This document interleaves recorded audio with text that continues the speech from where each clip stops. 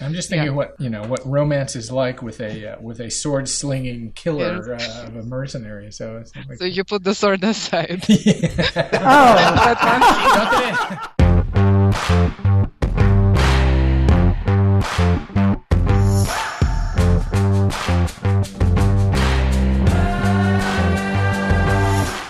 It's the Liars Club Podcast, a weekly conversation filled with insights, tips, and secrets from the myriad of creative people who make stuff up for a living. Stay tuned and you could hear from New York Times bestselling authors, National Book Award finalists, debut novelists, screenwriters, musicians, composers, cartoonists, actors, stand-up comedians, line tamers, and all manner of creators who burn the midnight oil and sometimes their dinner. Whether you're a reader or a fellow writer, join us as we plumb the depths of the creative process for inspiration, semi-plausible stories, and a few laughs. So grab a libation, sit back, and spend some quality time with the creative folks who make stuff up for a living in a lively conversation with the Liars Club. So it sounds good, right? Because I have several microphone settings. Yeah, no, this one seems to be working. Press the one that says "blow up everything." Let me see. That's the best one. Yeah. And Okay. you guys, you know about the two lies and the truth part of it? Yes. Okay, so they told who brought you in? Greg brought you. So Greg was kind enough to tell you that. Yeah. Yes. So it has to be two lies and the truth, right? Not two truths. Absolutely. Okay. Well, it could be two truths and a lie if you'd rather go that route. Don't even bring that Don't up. confuse her. Okay. So it can be three lies, right? It's You're okay. right. Or it could be 3 10. lies, no truth, Right. and you're out. You can do. Or a limerick is good also. We like those. There was an old man from Nantucket. Okay, so All right, so we got everything All in right. place then. Okay, so there we Yeah. go, and I think we're going to go through and give this a shot. We're recording and everything. So, ladies and gentlemen, once again, we're here at the Liars Club Podcast. no one knows why or how. And here we are at Mary's house again, Yes. which is very nice. And ladies and gentlemen, just so you know, the phone has been turned off at Mary's house. We won't be interrupted. Twice. I'm a little disappointed, actually. So I guess we're not doing a call-in show. We're not doing a call-in show. I know. I'm kind of There will be disappointed. interruptions, but not by the phone. But I would like to point out that the last time we had a phone interruption, it was at McGoran's house. Because I just Was it listened the to that. police? I'm not saying. All right, so Can here I we be are. removed from this group? All right, my name is Keith Strunk. I'm John McGoran. I'm Kelly Simmons. Mary Jones. Gregory Frost. And we have with us today author Anna Kashina. She is inspired by her diverse backgrounds as a scientist, a competitive ballroom dancer, we'll get to that in a while, and a fan of martial arts, history, world mythology, and folklore. She writes historical adventure fantasy that features exotic settings, also martial arts, assassins, and elements of romance. Her Majet Code series, published by British publisher Angry Robot Books, received 2 Prism Awards in 2015. And just to clarify, because there's a multiplicity of Prism Awards out there, the Prisms here are Fantasy, Futuristic, and Paranormal Romance Writers Awards, FFNP. She's also been a Locus Award nominee. She won a 2013 Forward Book of the Year Award called the IndieFab, and a 2014 Independent Publishers Book Award, the IPPY. She is Russian by origin and a scientist in her day job, and she freely draws on these backgrounds in her writing. She lives in the northeast of the U.S. We won't tell you where so that she's safe. Ooh, she's Where she combines her career in biomedical research and her passion for writing. And her latest novel, which is either just out or just coming out, is called Shadow Blade. Welcome, Anna. Yeah. Hey, Anna. Hi, Anna. Hi, thank you for having me. I'm excited to be here. So I have a question. I've seen your name spelled both Anya and Anna. Is Anna the pen name version of your name? Well, that's the Russian thing. So you see, Anya is supposed to be the short version of Anna because it's that much shorter, you know. So. Wait, they're both 4 So letters. I'm Russian, confused. Yeah. Okay. So tell us a little bit, before we get to Shadow Blade, tell us a little bit about the Majet Code series. And how many books are there in the series now? So there are 3 books that have been published. There's also at least one more book which hasn't been published, and I'll just leave it there. Oh, we want to know about that one. Wait, does We'll be that circling mean around to that. it's not going to be published? No, I mean, I didn't say that. I said it has not been published. Yet, okay. So we're going to cross our fingers Yeah. for you then. So I'm kind of, So Leaving all to 3 of those? Do all 3 of those deal with Kara, the Diamond Warrior? Is she the Yeah, central so, character? so this book centers around the Majet warriors, which are top-level blade masters, really, and they served as an inspiration for the Jaihire warriors in my current book, but that's coming later. And yeah, they So it's an adventure fantasy. It has an increasing element of romance as we go through the 3 books.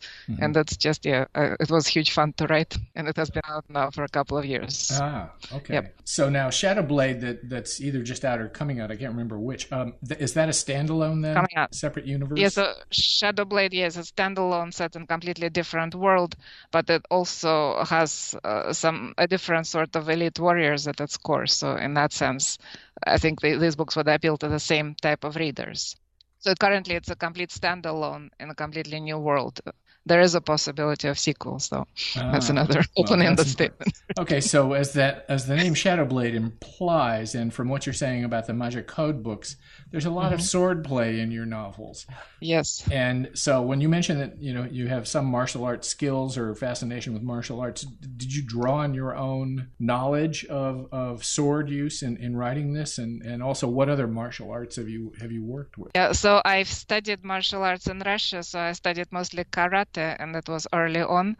So I can't say that so let's say I have some skill in that. So another skill that I draw on is my skill in dancing. So I actually find that a lot of basic dance training is very relevant to sword fighting, and I think this is not what is normally taught to people who are studying martial arts. So I think my special invention in these books was to combine the dance training and the fight training from what I know, and to create this different type of training which creates a different type of warrior. Yeah. So my inspiration behind Shadowblade was actually, one of the inspirations was to show how these warriors are trained, as opposed to my Jet Code books in which we see them in action but we never know what's going on behind the scenes.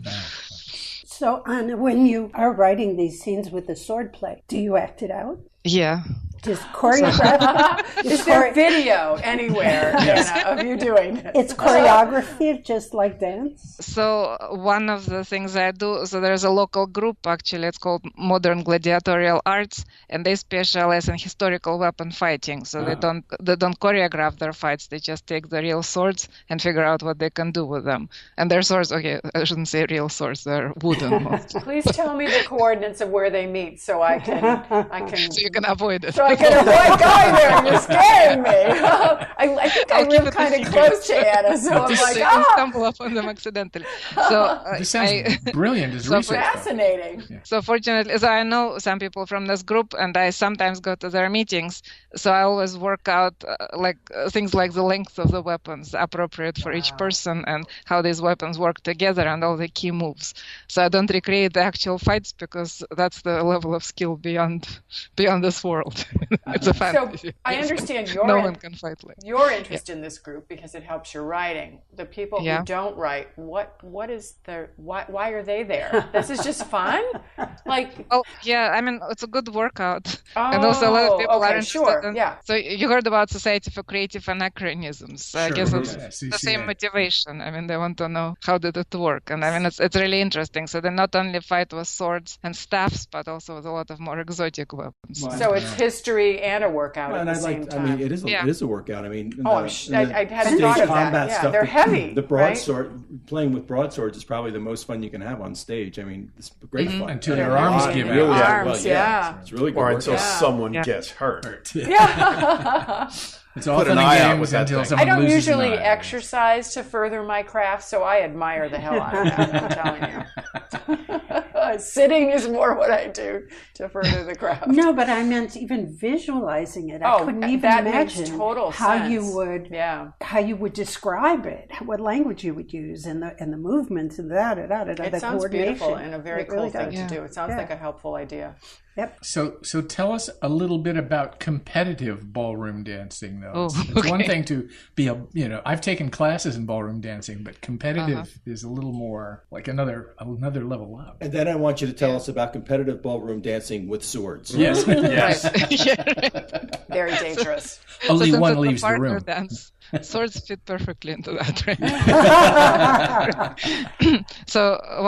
I was at California Institute of Technology as a scientist, and I was part of their competitive ballroom dance team. And this is actually where I met my husband. So we were partners in a competition. And in our very first competition, so these were college competitions, and we won a lot of first place trophies, and so that kind of started off our relationship, and that was a lot of fun. And then later on, we went to U.S. Nationals in addition to a number of regional competitions, and we went to the gold level, which is actually in ballroom dancing about mid-level of competition. So the top level is called championship. So we're champions at the gold level at the nationals. And then we stopped because we started having children. And do you specialize in any particular dance? Like, do you do tango, or like, do you have a specific dance? They do say that dancing can lead to children. So. Yeah, right. Oh, not on the dance floor, not competitive. That's the gold level, my friend. So there are two styles. They're called ballroom and Latin. So my better dances are ballroom, so like waltz, tango, and foxtrot. But we danced all of them. Right. So our gold medals were in those three. So it's so exciting. I got a gold medal just not for falling on my wife while tangoing. That's the level I was at. So, yeah. How fun. So without so all of these books are fantasies in some fashion, and from what it sounds like listening to you, you've created the worlds for all of these novels yourself. Yes. So I know a couple of years ago at the Philadelphia Writers Conference, you led a 3-day workshop on the topic of world building, and I know that we've got a lot of listeners who are probably starting out writing fantasy, or maybe even, more deeply involved in writing fantasy, who could probably use tips on world building. So how do you go about world building? Yeah. So one thing that I always tell people is that it never stops. So it starts before you start writing the book, and it doesn't stop until you're finished, really.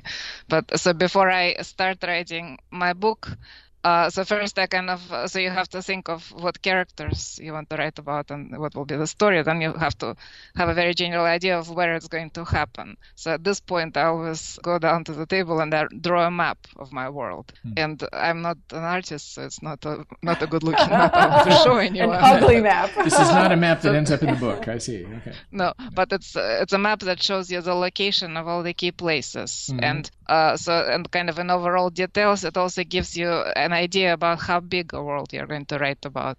Is it going to be a kingdom, like a city, a small town, or maybe just a single room? So this gives you the scale and the geographical position of everything important on the scale. And then as I write, I have to add names to this map. But I think the initial writing, so when we speak, for example, we refer to places a lot without noticing it, or to sides of the world. So when you have this map, when the characters start talking, these references are immediately there. Sure. And then, my next step, I guess, is to define in very broad terms the type of the society. So the level of technology, I write about medieval worlds before the firearms. So I like sword fights, but not gunfights. Right? And then I usually base my worlds on certain types of cultures that exist, but I usually blend them or give them some unique elements. So it helps me to define that, this society is going to be Middle Eastern, for example, and this one is going to be based on, Russia. So, and then I change this, but this kind of serves as big placeholders. Yeah. And then, then you define the societal hierarchy, like the family structure, the common household objects, especially if they're different. So, and then at this level, I usually start writing the book. And then the world building continues because I interrogate each scene. So when you say that your character walked into a house, so there are many things about this house, and I have to see them all. I will not necessarily mention them all because I will only mention a couple of key details. But in my head, it has to be a complete picture. So there's a lot of world building that never ends up in the book, but it has to be worked out to perfect details before the book can be completed. So yeah.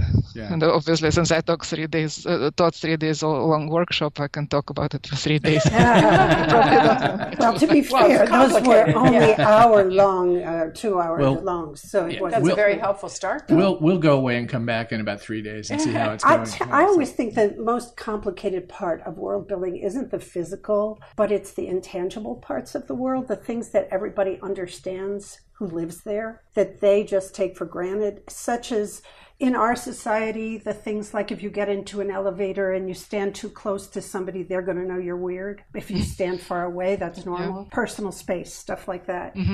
That is so, it doesn't even come up. But in your world, everybody's going to share that knowledge. Like walking on the walking on the left and standing on the right on an escalator when other people all don't kind of stuff like things that. like that. Yeah. So you have to imply it. Yeah. So right and left are very important. So I always see it in my head. It's usually boring to write it all the time, but sometimes I mention it. I guess I'm very visual, so I always notice when authors get their right and left wrong. Occasionally. So to me, each scene is perfectly defined in terms of where is everybody in relation to each other and to all the main objects in the scene. So I really see it as if I'm there. So I often think of my writing as watching, so it's kind of like watching a movie and writing down what happens, but at the same time you get to change what happens if you want to. So well, the map's a good idea. I mean, I get the north, south, east, west thing screwed up in my chapters all the time. My editor's like, Kelly, you get lost in uphill was north last time, and now you just said something about west. That's the sunset. Same as you are in life. But I mentioned this is getting personal. But you know what I mean. Like, you can't have a sunset if you're not looking west. I mean, it's kind of basic stuff. Unless you're in a world where the sun sets on no, but what I was talking about were things that not just directional, not just physical, but for example, the mores of society. Racism, you have hierarchies, but what about what's polite? What isn't polite? Do you eat with your fingers? Well, you need to figure that out in the real world. Yeah, we're burping and eating licking our fingers right now. Mary's having this problem every day. So one of the things that I, find challenging when writing these kind of built worlds, Mary was talking about these intangibles, the things that, the characters in that world would just know. Yeah. And I think that one of the challenges is when you want the reader to know it, but the character already knows it. So, the character, I'm not going to walk out onto the street and think, oh, I'm going to walk on the right. Because that's how we do it. And so how do you get it to, how do you kind of work it in there so that it makes sense that the character would be thinking about it, these things that they normally wouldn't think about. And that's when you're glad you're in third person. Because if you're in first person, or you put them in Britain where everyone walks on the left. And then you sidestep the whole problem. I'm going to create a world and call it Britain. I'm going to draw a map of Britain because that would be easy. So do you have any tricks on? One of the things that I like to do is kind of have one character who is alien to the world. That's kind of the easiest thing because that's how you do the reader can discover these things as that character can. Right. But that doesn't always work. You can't always construct that. Any tips on how to kind of get those factoids across to the reader without putting inorganic thoughts into the character's head? Well, there are two good ways actually, two ways that I like. There are many ways. So one is to have a character who is completely new, and then everything you describe is a wonder to the character as much as the reader. The other one is to show a character who is so familiar with this world that everything is natural except certain details, and then often by pointing out this one detail, which is very unusual to the character but may not be that unusual to the reader even, will tell you a lot about the world and about the character right away. Right. It's like, he would I don't know, see a pear hanging on the tree and think, wow. I think to a great extent it's that notion, and it's hard for people to do, especially when they're starting out writing fantasy and science fiction, of recognizing that the people in this other place, this alien place, are going to have the same relationship to their magic, to their technology or what have you, that we have to ours in this world, and their reaction should be natural in accordance with what's normal, as you're saying, for them. Yeah. But what you said earlier too about all the things that you have to know, and then you're only going to use a few of them, reminds me of there's an article Judith Tarr, also a fine fantasy writer, wrote many years ago, where she said you have to know 50 things about your world, and then you're only allowed to use 3 of them. Right. And that seems like it makes a lot of sense to me. Unless you're a debut So author. One example, I guess. Yeah. Right. One example I have, so I usually develop a set of recipes for each of my books. And maybe I mention 1 or 2 dishes in the books. So to me, we have like multicultural environments, so each culture would have certain recipes. And to me, it's like a whole cookbook for each culture. But maybe 1 dish will be mentioned when somebody tastes it, and the tastes are the usual or unusual. So that's kind of probably a lot of things. So are those real recipes you're making up, or is it, fricasseed Verk Black? Yeah, there are recipes of foods. Most of these foods I've tasted, or I've tasted an equivalent of it, and most of this. So for Shadowblade, for example, I developed an exclusive set of recipes which I have never tried before, but I cooked them and then I put them kind of on my list. I wouldn't say in the book. In the book, it's probably mentioned. So I usually give recipe cards as my promotional items. Oh, lovely! What a great idea! I was doing. I have a special set of recipe cards for Shadowblade. Yeah, that's great. Smart. Thank you. Sure. Is it your same publisher that is doing this book? The same one? Yeah, the same. Yes. Angry Robot. Yeah. So it's kind of, I guess they really like the style. So after the Magiad Code, they actually came back to me before I was even done with my next book and started asking me about it. So it felt great to have somebody so enthusiastic about my work. So, yeah. That's what you want to have. So how does your science background, how does that inform your fantasy? Yeah.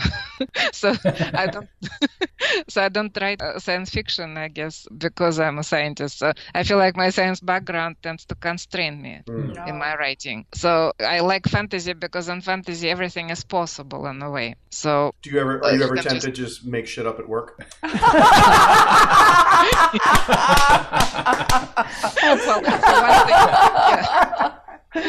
One thing I use in my work for my fantasy writing is that so a paper or a grant have to be as engaging as a fantasy novel. So it has to make readers want to turn the page. But in science, it's easy because you're kind of selling your facts. So in writing, it's all about the words. Right. So how well they write it is how much people are going to want to read it.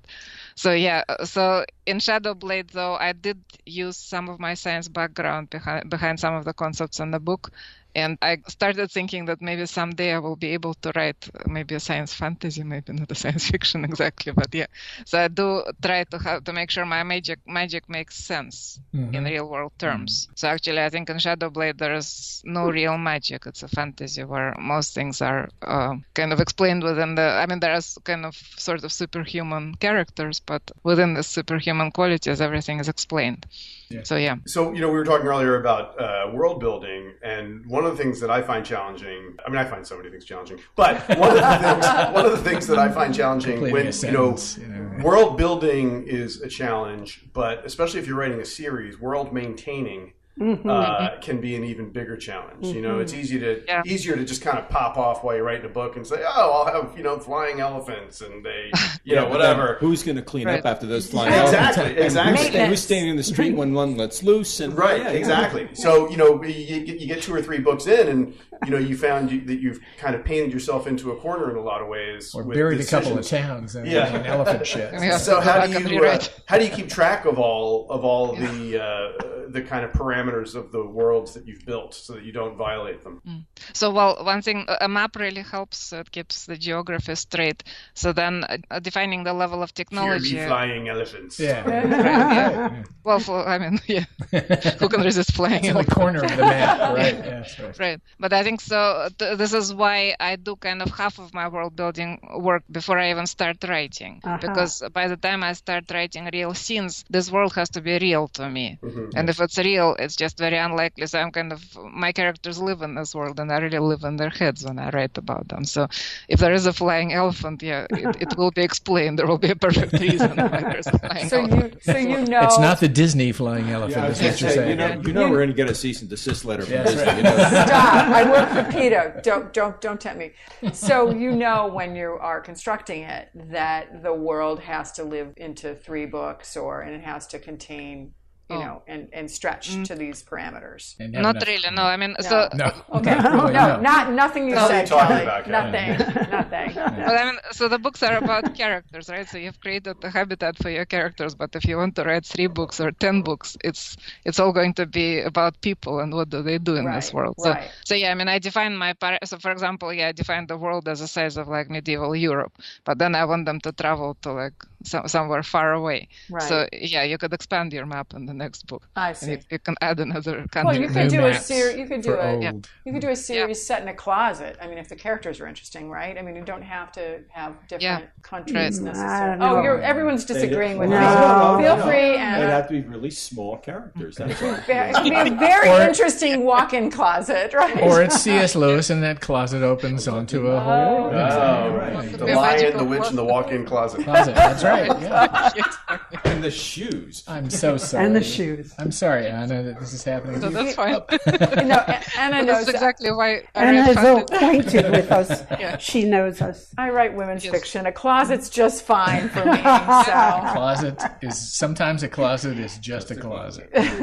So another thing I wanted to ask you, and this is sort of relative to the world building too, do you find it helpful to be bilingual in terms of fashioning your own fantasy world languages? Oh yeah. So I actually at some point consciously switched from Russian to English, and what I discovered, so the books that I wrote before this switch are full of kind of this long descriptions and some kind of poetic, I don't know, I wouldn't say poetic language about my own language.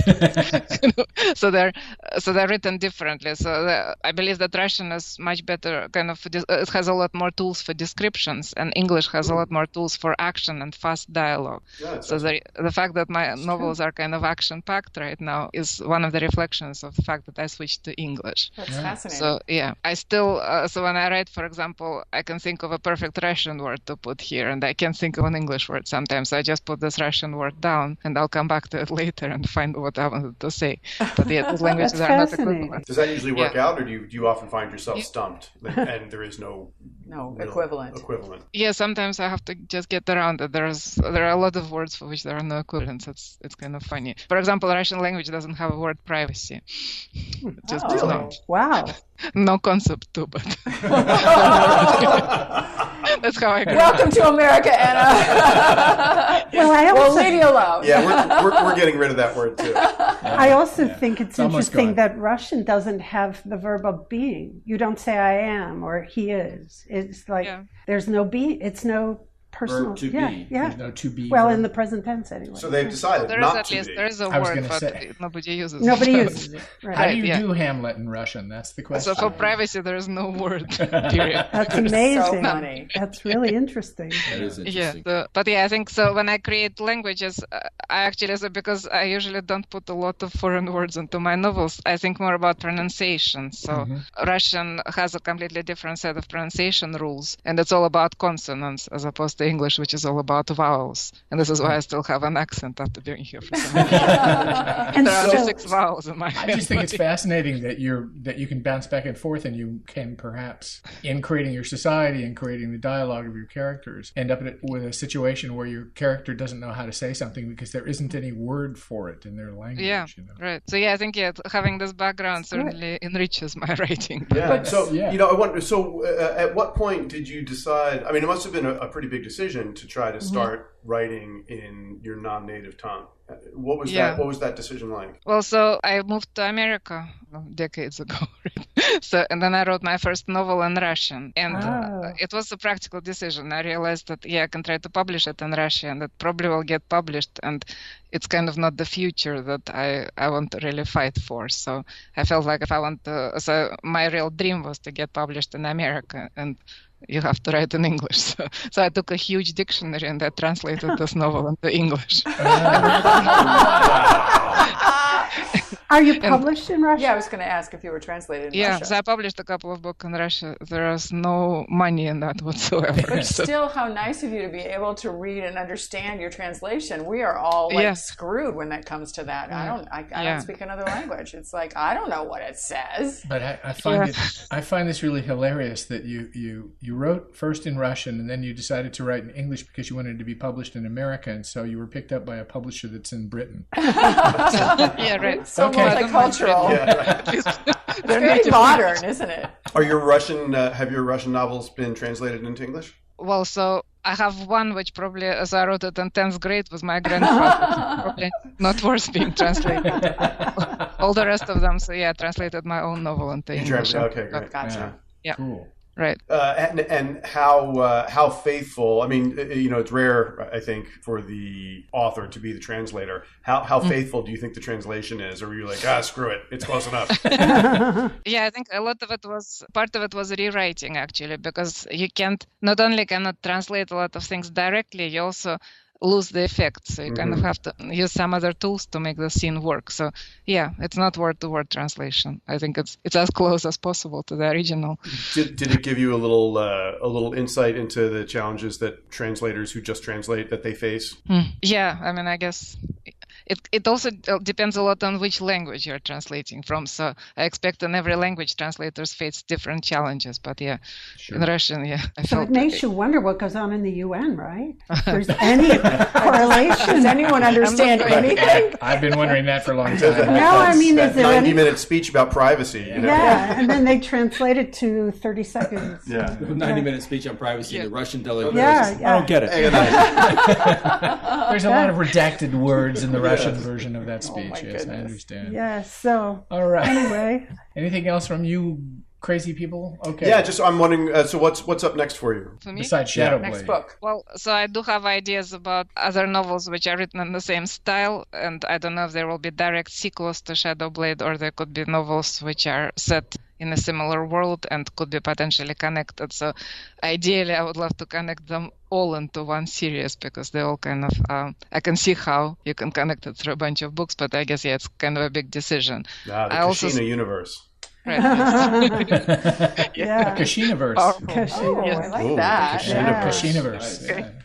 Yeah, I have to start using that. So yeah, I started working on a novel which has a lot more fantasy and is more contemporary, and it's something new for me, so I'm still not sure how far it's going to go, but it's a lot of fun to work on. So actually, we haven't raised this question, but going back to the Prism Awards, so are you consciously writing romance novels? I mean, are you intentionally sort of like putting that in with the fantasy? Is romance a major theme for all of your books? So I kind of found that I not only enjoy writing romance, I think it works for me, really, and so it works for my books. So in Shadowblade, I did a little bit more of it than I did in the Magiad Code series.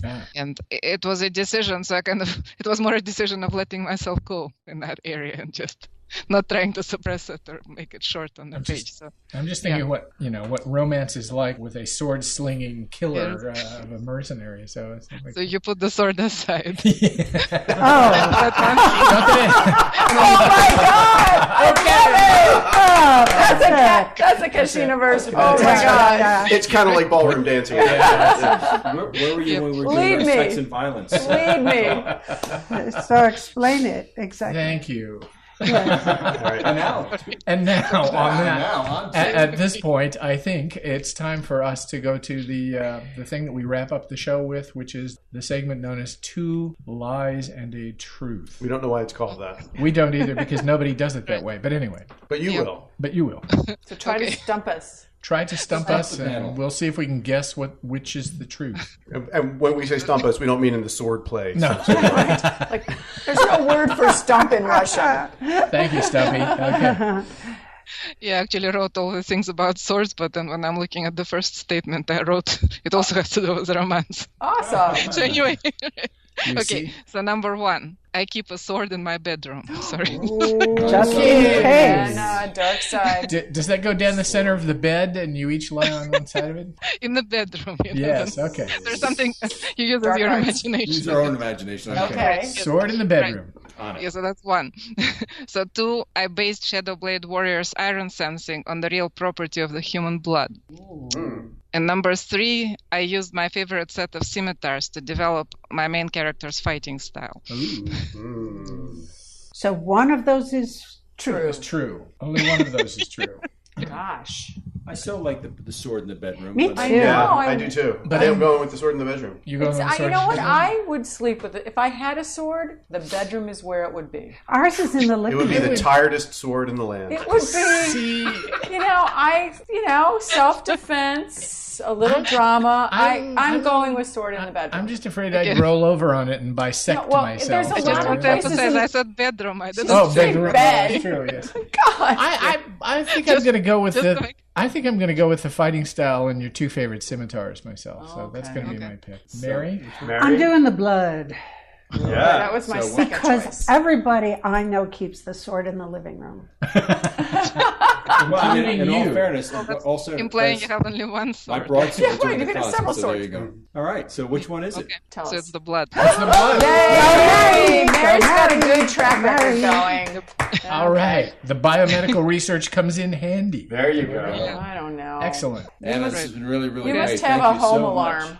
That's really fun. Thank you. It was great to talk to all of you. Thank you, It's Anna. been a It's pleasure. fascinating. It really was. Thank you. Thanks very much. And good luck with Shadowblade.